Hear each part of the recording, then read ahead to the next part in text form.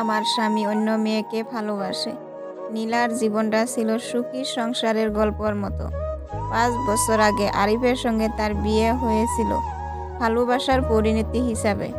তাদের সম্পর্ক ছিল গভীর, নির্ভরতার। কিন্তু কমাস ধরে কিছু একটা বদলে যাচ্ছে, এটা নীলা স্পষ্ট অনুভব করতে পারছিল। আরিফ আগের মতো নেই, ফোনে সারাক্ষণ ব্যস্ত, রাতে দেরি করে বাড়ি ফিরে, কথায় কথায় রেগে যায়। আগে যে চোখগুলো গভীর ভালোবাসায় ভরে থাকতো, সেগুলো এখন ফাঁকা। দূরের কেউ যেন ওর ভিতরে বাস করছে।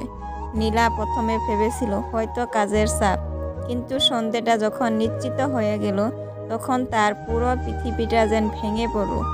একদিন রাতে আরিফের ফোনে একটা মেসেজ এলো, তুমি কি আজ আসবে? নীলার বুক ধরফর করে উঠল। ফোনটা হাতে নিয়ে সে পাতাগুলো পড়তে লাগলো। আরিফের আর এক মেয়ের মাঝে চলা গভীর সম্পর্কের প্রমাণ লুকানো ছিল সেখানে। সারা রাত ঘুম হয়নি নীলার। পরের দিন সকালে আরিফকে কিছু না বলেই সে একা বাইরে বেরিয়ে গেল। মাথাটা পরিষ্কার করতে হবে, সিদ্ধান্ত নিতে হবে। কিন্তু কেমন করে? এই সংসার, এই ভালোবাসা কি এতটাই ঠকন ছিল? নীলা জানে সে কষ্ট পেয়েছে, কিন্তু সে ভেঙে পড়বে না। সে সিদ্ধান্ত নিল আরিফের সঙ্গে কথা বলবে, জবাব চাইবে। যদি সম্পর্ক বাঁচানোর পথ থাকে তবে সে চেষ্টা করবে, কিন্তু যদি না থাকে তবে সে নিজেকে আর অপমান হতে দেবে না। নীলা সেই রাতে আরিফের সামনে দাঁড়ালো, তার চোখে জল কিন্তু কণ্ঠ দৃঢ়। তুমি যদি অন্য কাউকে ভালোবাসো, তাহলে আমাকে মুক্তি দাও। আমি কারো ছায়া হয়ে বাঁচতে চাই না। নীলার কথা শুনে আরিফ চমকে উঠল।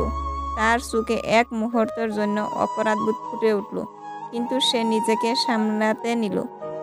এটা তেমন কিছু না নীলা, তুমি ভুল বুঝছ। নীলা তীক্ষ্ণ দৃষ্টিতে তাকালো। ভুল?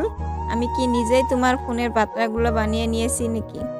আরিফ এবার কিছু বলতে পারল না। দীর্ঘ নীরবতার পর সে বলল, আমি জানি এটা ঠিক হয়নি, কিন্তু আমি নিজেই বুঝতে পারছি না আমার কি করা উচিত।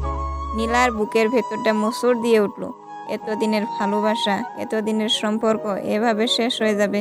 সে কিছুক্ষণ চুপ করে থাকলো, তারপর ধীরে ধীরে বলল, তুমি কি তাকে ভালোবাসো?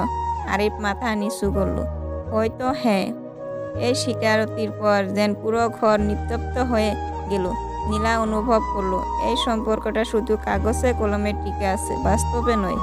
তার চোখে চলে এলো, কিন্তু সে নিজেকে শক্ত রাখলো।